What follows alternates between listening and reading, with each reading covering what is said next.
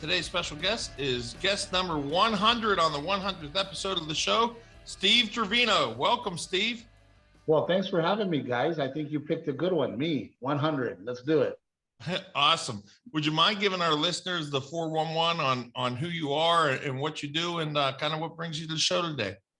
Well, I am a nationally touring stand-up comedian. I've got 4 one-hour specials out. I've had one on Netflix. I have 3 on Amazon Prime as we speak. We're about to put another one out.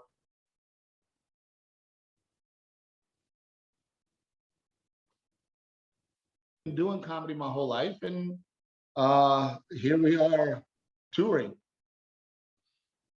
Awesome. It sounds like you've got a lot on your plate. I know with the show, we try to really talk a lot about mindset and what it takes to be successful. And I thought, what better guest than for 100, but a stand-up comedian. I can't imagine in your career the ups and downs that you go through. And just wanted to hear all about that. If you could take us through the mindset of what it takes to be successful. Well, okay, so what it takes to be successful is one mindset, and what it takes to be a stand-up comedian, or at least want to be a stand-up comedian, is a whole nother mindset. And unfortunately for comics, one mindset sometimes keeps you from being successful. And the mindset that I'm talking about is in order to want to get on stage and make people laugh, you have to have the mindset that you're the funniest person on the planet. And you have to be arrogant about it in order to go, oh, not only am I funny, I should be on stage being funny. I should be the guy on stage making everybody laugh. And that mentality is a great mentality because that arrogance makes you go, I gotta go on stage. So that's step one of being a comedian, is having the confidence and the belief in yourself to go, because I mean, some of the funniest people, as you know, Nick, are civilians. Your buddies, that buddy in college or that friend at work. I mean, they're sometimes the funniest people you'll meet on the planet, but there's something in their head that goes, oh, well, I don't belong on stage. So there's a whole nother mindset of people that are like, oh, no, I do belong on stage and I need to be on stage and everybody has to hear what I have to say. And that mindset is great. However, that mindset sometimes leads to no success.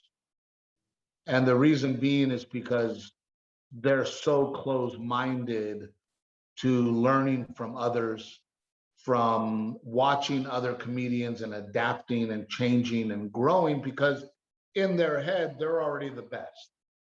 So I run into it constantly with my opening acts where, keep in mind, I've been doing this for 20 years.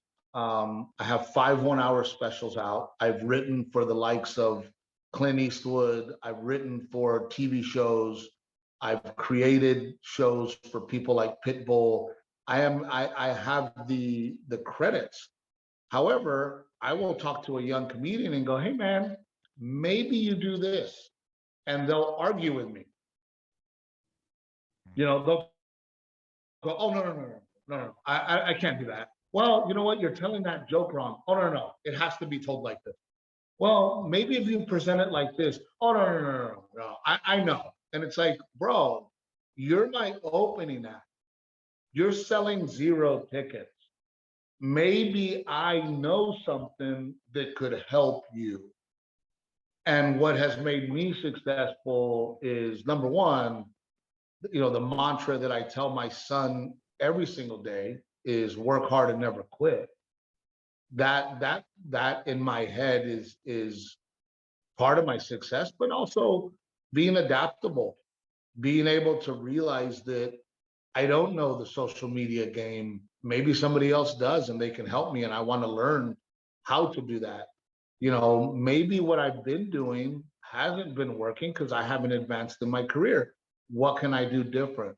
Can I watch others and see what they do in their career and how they behave and the angles that they have. And, for me, oh, and by the way, when I do a special, I have Brian Hart, who is a writer from Kids in the Hall, Mad TV, Leno.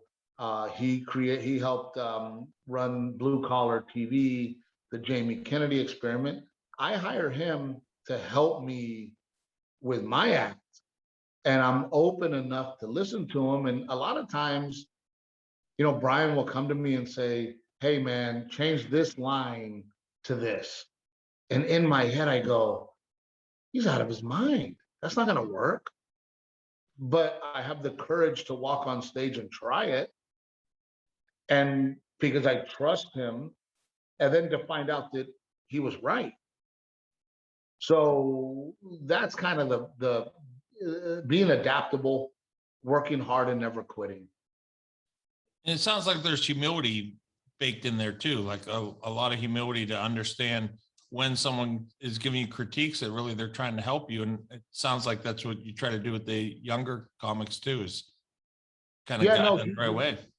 1000%. I mean, humility is I remember Dave Attell, for example, who's one of the most brilliant dirty joke writers out there, and me and a couple of comics were watching him, and Dave says, "Hey guys, make sure you get some notes, to help me." Here's Dave Attell, right?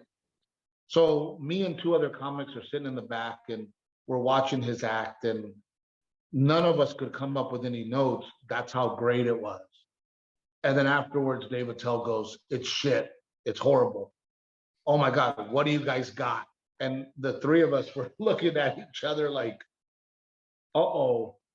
But that was one of those moments for me that I said, wow, if Dave Attell thinks that he's horrible, where am I? And especially then I was, this was 10 years ago. So if Dave Attell, who was literally about to film an HBO special with that material, thinks that he is shit, where does that leave me? So you have to be able to take a step back and go, hey, how can I get better? And a lot of these young comics, because they think they're so great, they're not willing to move. And you find these comics who forever middle acts, right?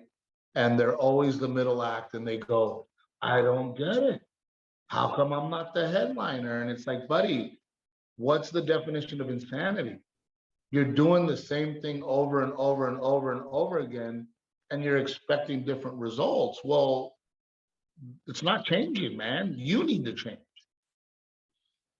I think that all sounds great. I like how you went back, 10 years. Take us back even farther, like the actual start when you decided, hey, this is what I want to do. And then, take us through all the way to maybe when you got your first break. I'd be curious how you had to push through some failure and how you're able to actually realize like, hey, I can do this and I can do this full time.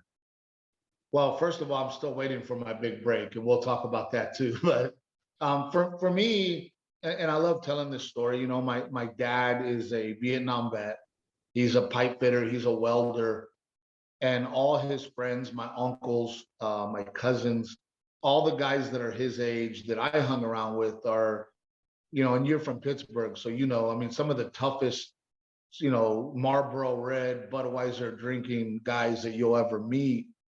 And when I was growing up, all those guys would be outside, and usually a fight would break out with those guys, and all the women would be inside. And I remember as a very, very young man, they were all the adults, male and female, were all in the living room laughing their heads off.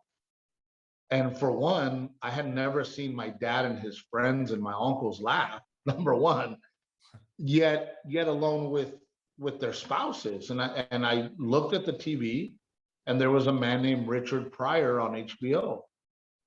And I thought to myself, I want to do that. There's something really powerful about what that guy does. So then I got really good at telling jokes and memorizing jokes. And I started to memorize Eddie Murphy Raw, and the parties would continue, and my dad would grab me and throw me on the picnic table in front of some of the roughest men in the world, and I would make these guys laugh. And I just remember having this like, hey man, this is pretty cool. You know, I'm making these really rough, tough guys laugh, and nobody else can do that. And that was kind of my love for stand-up comedy. And then from then on, you know, when I talk to young people, I say, look, what do you want to do when you grow up? And I hate hearing the word, well, I think I want to be a veterinarian, or I think I want to do this. And for me, without even knowing, I would just say, I am going to be a stand-up comedian. That's what I'm going to do. And in the beginning, it was rough because I grew up in a little town called Gregory, Portland, Texas. The closest comedy club was in Houston, Texas, or Dallas, Texas. I graduated high school. I don't know what I'm going to do with my life. And I knew I wanted to do stand-up comedy. I would do it at backyard barbecues. I would do it back then. The karaoke machines had come out, and that was a big deal for the parties. And then it was my turn to tell jokes. My cousin calls me up. He says, hey man, I just moved to Addison, Texas, which is Dallas. He goes, I moved right next door to a comedy club. I said, I'm on my way. And I started working the door, trying to figure out how to get on stage, how to get on the road, asking questions. And, you know, even then, I always tell people, you know, again, asking comics what, you know, back then, Chappelle was coming through. I mean, you name any big comedian now, they were headlining the clubs then, you know, from George Lopez to Bill Engvall and Larry the Cable Guy. I mean, you know, one of your boys in Pittsburgh, Billy Gardell, came through. He was a middle act when I met him. He wasn't even a headliner when I was working the door. And I'm just constantly asking those guys questions and trying to find ways to be around them, you know. And if it meant picking them up at the airport, I was on it. If it meant that they wanted me to take them to the grocery store to stock up on groceries, I was there to take them. You know, if they wanted drugs or alcohol, man, I was on it. I'll go get it. You know, so I just wanted to be around those guys, and I finally got taken on the road. And again, on accident, being a hard worker, I remember going to Dave Attell and saying, hey, Dave, where are you at next week? And he said, well, I'm in Denver. And I said, man, I'd really love to open for you. And he goes, man, you show up in Denver, you can open. He walked off. Well, I found myself in the Denver parking lot by the Comedy Works. I had about $40 left to my name. I didn't know where I was going to stay. And I'm standing out front of the comedy club, and Dave Attell goes, what the fuck are you doing here? I go, you said. He goes, you're a comedian. You don't know how to take a joke? Because I was joking. He goes, where are you going to stay? And I go, I don't know. I came. He goes, you know what, man? I'll put you on stage. And he put me on stage, and I got to stay at the Comedy Condo. But again, being tenacious and, you know, wanting it so very badly. And then I moved to Hollywood and found out very quickly that when you're Mexican American and you're not the stereotype, Hollywood doesn't want anything to do with you. So I got my first special for Showtime, and I was so excited about it. And I'm thinking to myself, man, we're on our way. Well, Showtime was like, oh, you're the Mexican special, so we're going to play you for 2 weeks in September for Mexican Heritage Month. And my special saw 2 weeks in September. That was it. They didn't air it after that. They didn't air it anymore. And I thought to myself, okay, well, if they're not going to give me one, I'll go shoot my own special. Sat down with my wife, girlfriend at the time, and I said, look, I know we've been saving up money to get married, but I want to put all this money to produce my own special. So I went, booked the venue, booked the stage, And I decided that I was going to film my very own special. So I did, and turned around and sold it to Netflix. By the time I was done filming that special, my wife and I had $400 in our account. Excuse me, $400. And I thought to myself, baby, we just got to get this on Netflix. If we can get it on Netflix, man, our life's going to be great. Goes on Netflix, nobody watches it. And when I tell you nobody, nobody. So I have a dilemma. I've just spent all my money. I have a special that's on there. I'm not selling tickets. Nobody cares. Nobody's watching. But I was proud of it. And I had been working really hard on it. And I said, you know what? I have to run my own commercials. So I started breaking up little clips of my special. Lo and behold, one goes viral. And when I tell you viral, it was we went from about 9,000 fans on my fan page. And every time I would refresh, they were coming in by the thousands. And one of that video that went viral today sits at about 200 million views. And that's what changed my life. Wow. And what was the video, if you don't mind sharing that? It was a video of me talking about my wife coming home from shopping. So if you put Steve Trevino shopping, I assure you that video will come up. But, you know, when I tell you that my life changed overnight, I would do the Brea Improv Comedy Club, and I would call the manager and I would say, hey, you know, this is before that video went viral. I would say, hey, I really got to pay the rent. Do you have a Wednesday for me? And they would give me a Wednesday and they would pay me $300. So that same friend, Josh, I called him up and I said, look, man, I don't know what's happening, but I'm going viral. Can I have Wednesday? And he goes, $300. And I said, you know what? No. I go, why don't you give me a door deal? He goes, man, Steve, last time you were here, you sold 8 tickets. And I go, I know, but I just want to see what's happening. Well, in 45 minutes, we sold it out. We added another show. And that night, I basically made 2 months worth of money. I made like 15 grand on a Wednesday night, and my life completely changed. Wow. And the crazy part, you would think after 200 million viral views with 1.2 million followers on Facebook now, with 100,000 on Instagram and 600,000 on TikTok, you would think Hollywood would call. Well, they never did. And I got to the point where I stopped waiting for them. I started doing everything on my own. So we then doubled down again, my own money again. I filmed till death. We sold more tickets. It did very, very well on Amazon Prime. Nothing happened again. So then I doubled down again. I did my life in quarantine myself, built the brand up again. And then now this last one that's about to go out called I Speak Wife, I produced, self-produced again. So again, adapting, you know, I didn't sit there and sulk and go, well, they're not calling. What am I going to do? I'm not going to continue to bark up the same tree. I'm going to go and find opportunities at, you know, anywhere and everywhere to make it happen. And because of my no quit attitude, you know, we have become very, very successful. My wife and I have a very successful podcast that brings in income, and we're doing great, you know, and I couldn't be happier, to be honest with you. And how long again were you to the viral video? Like, how long of a trek was that? Was that years and years into your career? It was about 15 years into my career before we went viral, 12 to 15. Now, it's hard to complain because I was a professional comedian from the age of 21 and on.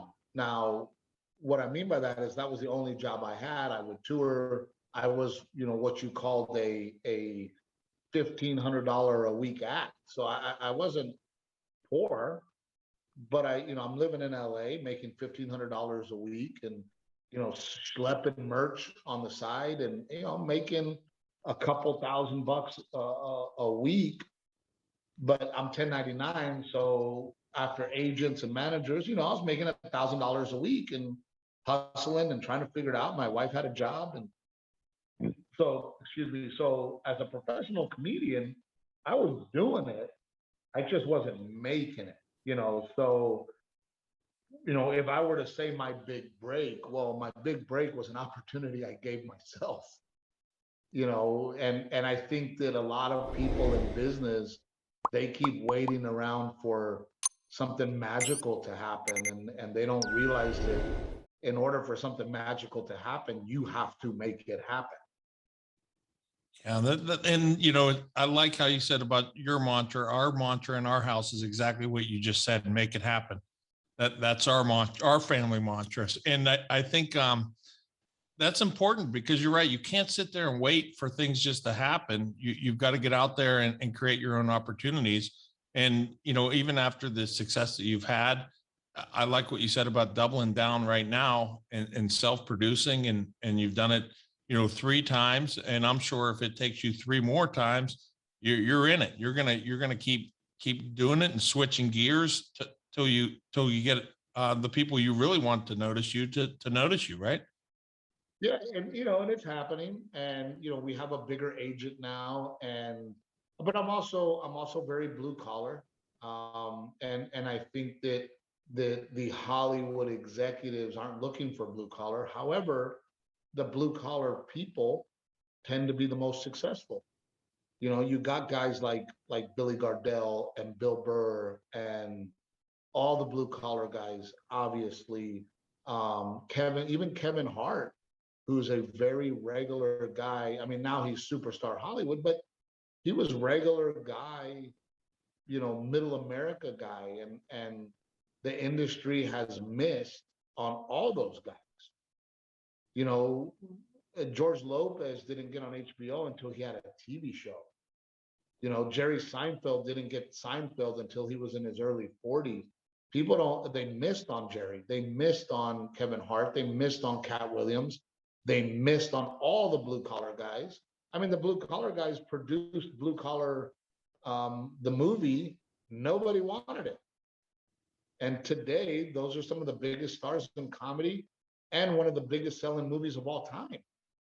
And Hollywood completely missed it. So once I start kind of watching and going, oh, okay, well, all these other guys, they had to go out there and do it on their own. I mean, even Jim Gaffigan and Ray Romano and all these guys, Billy Gardell. I mean, and it made me realize, hey, I got to go out there, I got to be good, and I got to create my opportunities for then people to notice, and they're starting to notice. So it's nice. And what's the goal, or what's the overall dream? What's when will you, I guess, get to the certain point where you feel like the hard work, you've gotten to the pinnacle? Like what's the big pie in the sky dream for you? My dream is to do theaters so that I could tour Friday, Saturday, and be home with my family Monday, Tuesday, Wednesday, Thursday, and Sunday. That's my goal. And I heard an interview with Jeff Foxworthy, and Jeff Foxworthy talks about no matter how much he tours, he wakes up in his own bed. And for me, if I can get to the point where I sell enough tickets that I can fly private so that I can be a dad and a husband to my wife, that's the ultimate goal. And if it means that, well, I got a TV show, or I got a Grammy, or my special went viral again, it doesn't matter to me. My end goal is to be the best husband I can be to my wife, the best father I can be to my kids, while able to do what I love. And so the ultimate goal would be theaters Friday, Saturday, and in my bed and off to church with my kids on Sunday. And I think a lot of it sometimes is just having that clear definition of what you want too. I think that's the other part where people struggle with, is not knowing exactly what they want. Kind of what you said is, when you ask a young kid or something what they want to be, and they say, well, I might be a veterinarian. I like that, because you have to have clear definition. I believe in words do matter. Like you're saying, claim it. claim it like it's your own already. And it sounds like you've taken that path.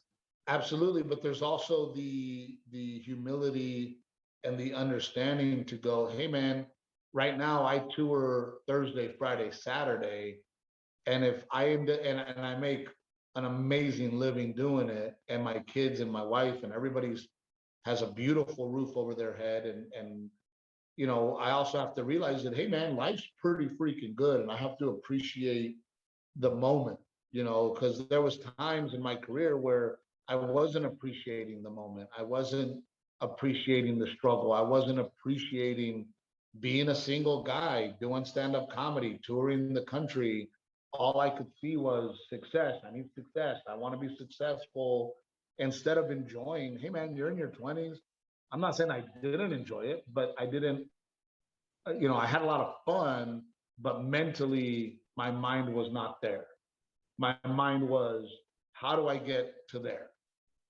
And now I've gotten to the point, maybe it comes with age, but hey, I'm enjoying the journey right now. I'm enjoying where I'm at in life because it's pretty good. And does that roll right into being having gratitude and really just realizing what you have and every day just being thankful for it as well? No, 1000%. You know, my dad is one of my biggest influences in my life, and even though he wasn't college educated, he is a very, very intuitive, smart man. And I'll tell you this story.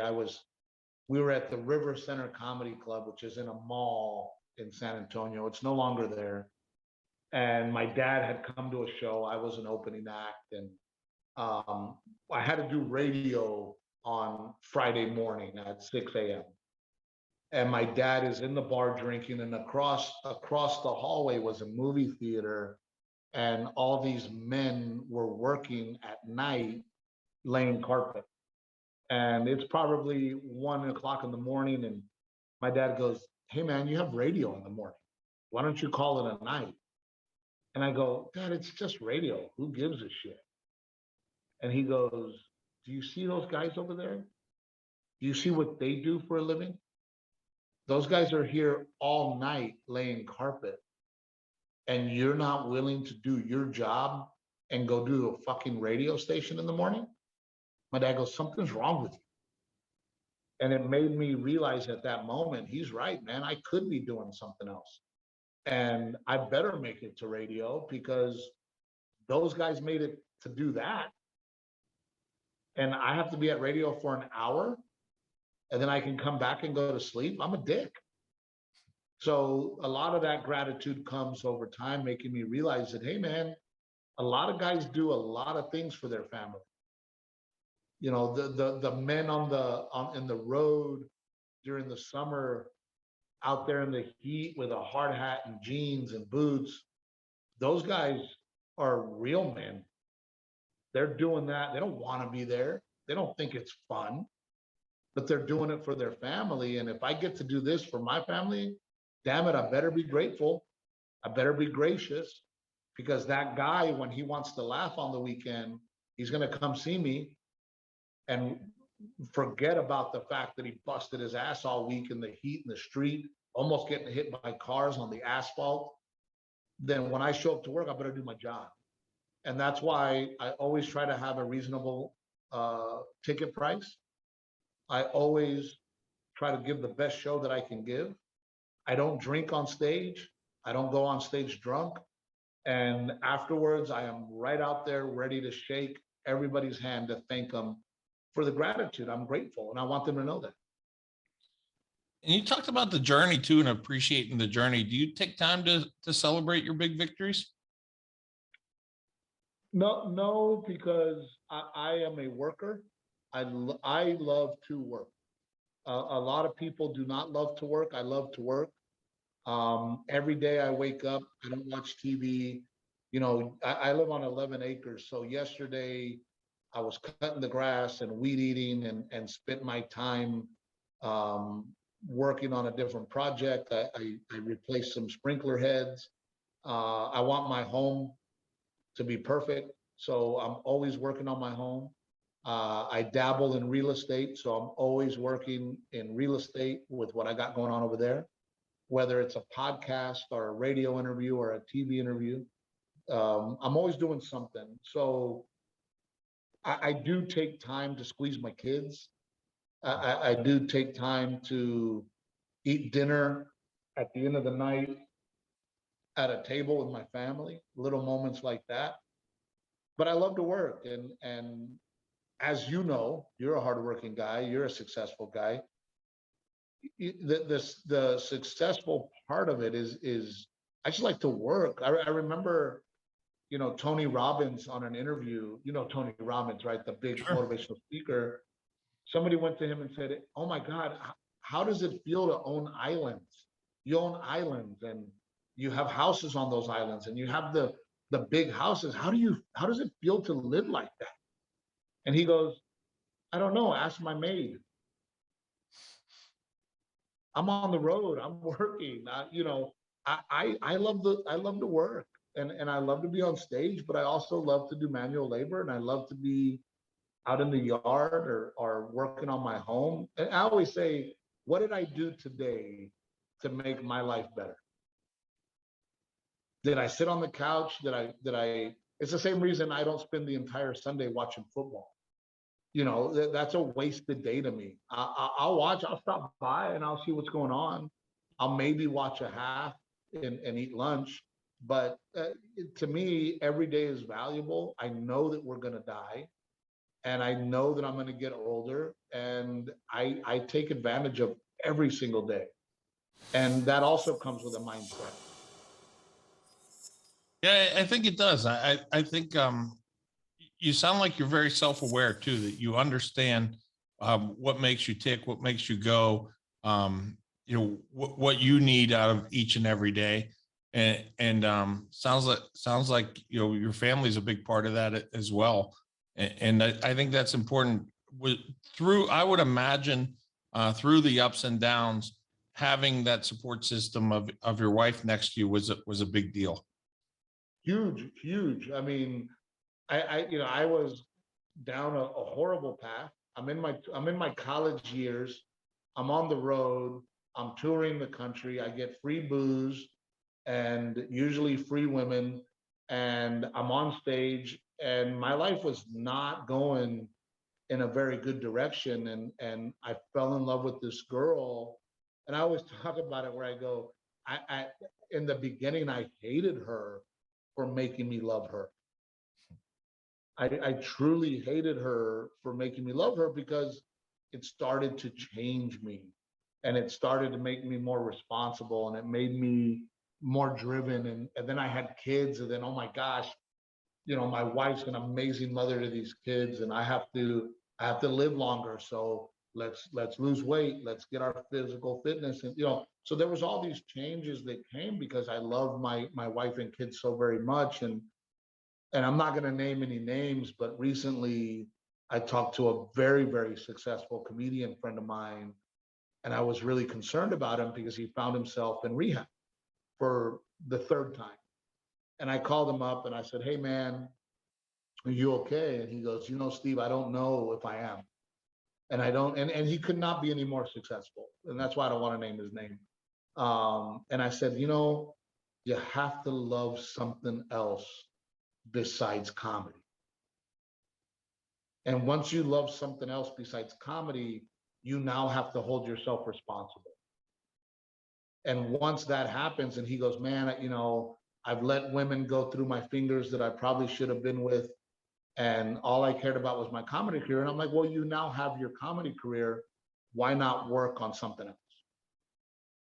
And I always try to have that balance because, it does hold you accountable. Had I become extremely successful at 25 years old before I met my wife, who knows what kind of a human being I would have been.